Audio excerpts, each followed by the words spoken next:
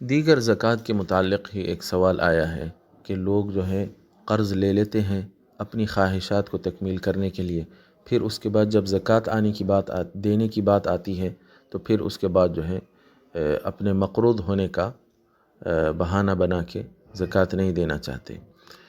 اب سب سے پہلے تو یہ جاننا چاہیے کہ آدمی اگر مقروض ہو تو کیا اس پر زکوٰۃ واجب ہوگی یا نہیں ہوگی۔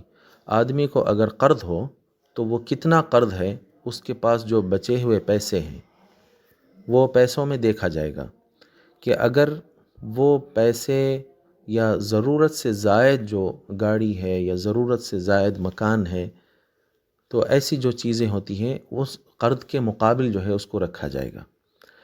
اگر آدمی کی ملکیت میں جو پیسہ ہے اور پھر ضرورت سے زائد اس طرح کی جو چیزیں ہیں جن کی قیمت ہوتی ہے، وہ قرضے کے مقابل رکھنے کے بعد بھی اگر وہ صاحب نصاب باقی رہتا ہے تو پھر جتنا پیسہ بچتا ہے اس کی زکوٰۃ اس کو دینا ہوگا۔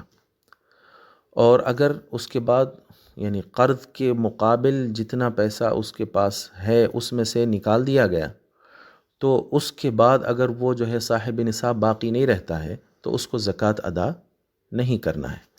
اب یہ الگ بات ہے کہ کوئی آدمی جو ہے اپنی خواہشات کے لیے کچھ قرضے لے لیتا ہے، پھر اس کے بعد جو ہے بے تکا اور اسراف میں جو ہے اس کو خرچ کرتا ہے، تو یہ مسئلہ اسراف کا ہے، یہ الگ گناہ ہے۔ یہ اسراف کی وجہ سے بھی اگر آدمی غریب ہو جائے اور صاحب نصاب باقی نہ رہے تو پھر اس پر بھی زکوٰۃ واجب نہیں ہوتی ہے، اگرچہ کہ وہ اپنا پیسہ بیجا جو ہے خرچ کر دیا، لیکن خرچ تو کر دیا ہے۔ خرچ جو بیجا کیا ہے، اسراف کیا ہے، تبذیر کیا ہے، اس کا تو اس کو گناہ ہوگا۔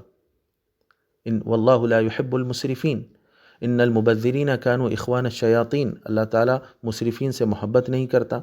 اور جو تبذیر کرتے ہیں بغیر کسی ضرورت کے، بس ایسے ہی جو ہے پیسہ جو ہے خرچ کر دیتے ہیں۔ اسراف اور تبذیر میں تھوڑا فرق ہے۔ اسراف کہتے ہیں کسی ضرورت کی چیز میں ضرورت سے زیادہ خرچ کر دینا، اور تبذیر کہتے ہیں بغیر کسی ضرورت کی چیز میں بس ایسے ہی جو ہے پیسوں کو صرف ضائع کرنا۔ تو ان المبذرین کانوا اخوان الشیاطین، کہ مبذرین تو شیطانوں کے بھائی ہیں، اللہ تعالیٰ نے فرمایا۔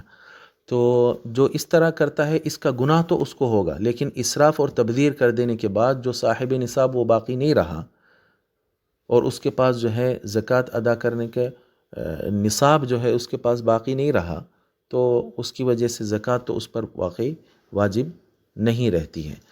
تو یہ جو ہے اس کے متعلق مسئلہ ہے۔ یہ دو قسم کی جو ہے اس کے اندر باتیں ہیں، اس کو سمجھنا چاہیے۔ واللہ ورسولہ اعلم واحکم۔